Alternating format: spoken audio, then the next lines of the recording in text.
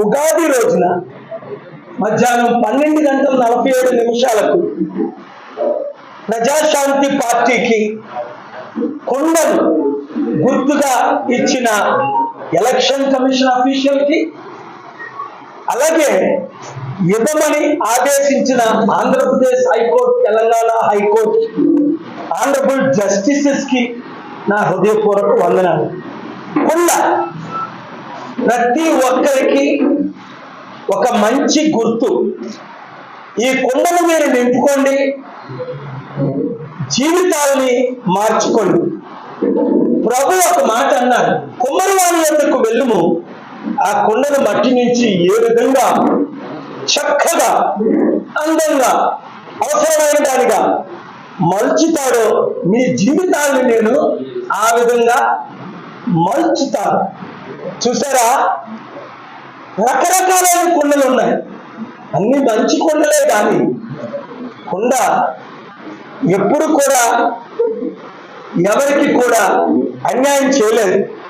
ఫ్యాన్లు ఉరేసుకొని చాలా మంది చనిపోయారు, గ్లాసులు పగిలిపోయి చాలా మంది హాని పొందారు, సైకిళ్ళు యాక్సిడెంట్లు అయి 100,000 మంది చనిపోయారు.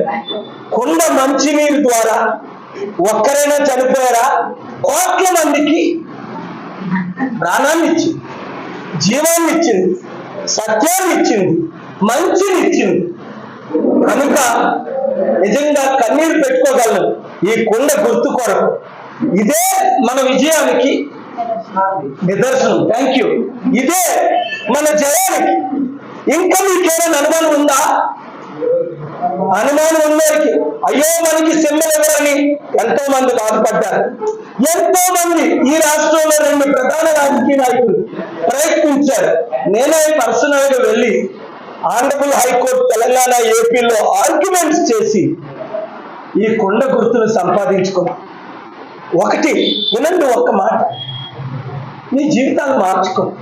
ఇప్పుడైనా అరే స్టీల్ ప్లాంట్ ఆపిన వ్యక్తి అమ్మకుండా ఎలక్షన్ పోస్ట్ పోన్ చేయించిన వ్యక్తి ఆంధ్రప్రదేశ్ లో 60 లక్షల నిరుద్యోగులకు ఉద్యోగాలు ఇవ్వలేదా?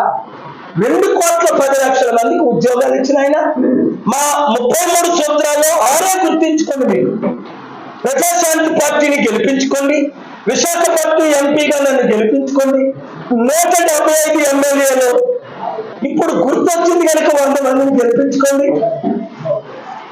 మీ జీవితాన్ని మార్చుకోండి. ఒకటి, అధికారంలో వచ్చిన 100 రోజుల్లో ఉచిత విద్య అందరికీ 3,10,000 మందికి ఉచిత విద్య ఇచ్చారు. ఉచిత వైద్యం అందరికీ కోట్ల మందికి ఉచిత వైద్యం ఇచ్చారు.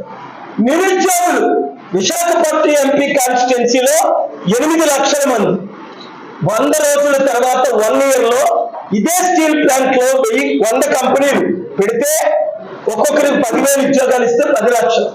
1000 కంపెనీలు పెట్టి ఒక్కొక్కరికి 1000 ఉద్యోగాలు ఇస్తే 10 లక్షలు.